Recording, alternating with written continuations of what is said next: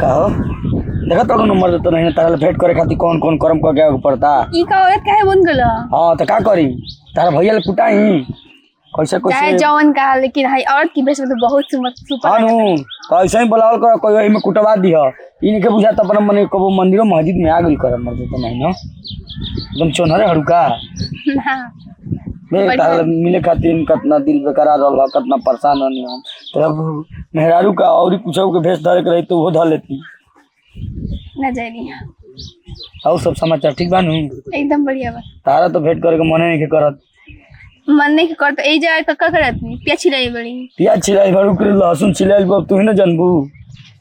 भाई कौन हमारा ने लिखनो कहले हमार देखा कौन करम मेल बनी कौन ड्रेस में तो बढ़िया नहीं लगता तू चिन्हो ना करी तारा तो खूब बढ़िया लगता तुम अपना बाबूजी को धोती कुर्ता पहन के चल या भेंट करे हमारे ले ए बाबूजी के शादी ना हो गेल बेटे ओ तो उनके धोती कुर्ता को पहन के चल या हमारे भेंट करे ठीक बा हम थोड़ा नहीं के डर तारा जब बेटे तो हम का करी तारा डर नहीं के गजीब लीला बा दादा लड़कियों के हम नहीं के डरत बाकी तू लड़का पे डरता रहा डराए के ना बा अब तारा नियन हमहू करेक्टर के लेस नहीं खिनू हां तो तारा का लगता करेक्टर के लेस नहीं खू आई हमारे इतना बड़ा खेत बटे एकदम क्या करें काम करे खातिर अब क्या जाना था ये क्या कर देते नहीं हां हां देखियो केहू आवे मत अब तू स्कूल से भाग के आइल बड़ा तो मैं हमको कर सकती हां तो का करी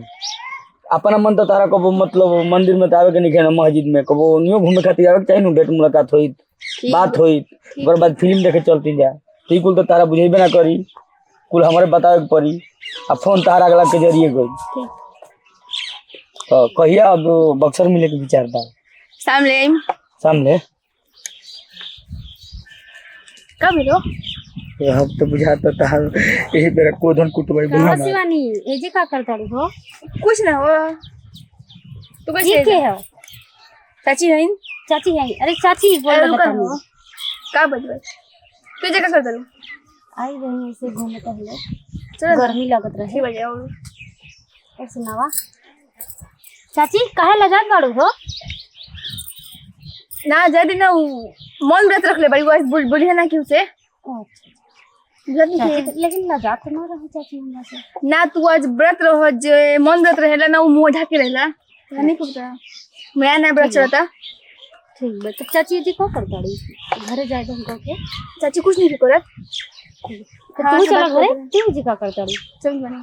चलो फिर जाना तू हम चलो ना हम संगे चलो घरे इतना न जाना हम आओ तभी चला हो चल चल रुका ना चाची अरे चला काहे नहीं चला अच्छा तो भाई बड़ू ये ना अब अरे का हो तू तो कहता है कि चाची मोम बरत बड़ी तो चाची मोने बत नहीं ना बड़ी अभी तो बोल ली हां चाची ना हम बोल दिया हो ना हमरा तो चाची का अगला कर रहे ए रुका ना चाची हम बोल दिए ना अरे हमहू देखी कैसन के चाची बड़ी हो ए चाची सुन ए जा ना छोड़ चाची बड़ी ना अरे भौजी देखो ऐसा करे सवर को आता है बड़ा है जे का करता है भौजी तेरा हम गोल पर गए का कर बड़ा तू ऐसा काम अरे लटिंगे छुड़े गया तोरा के ना चल घरे देख भौजी देख भौजी एकरा काम को हाली मंदिर पर बोलो अरे मंदिर पर ना रे भौजी स्कूल पर भौजी देख ऐसा मत कर ना छोड़ दे हमार हथवा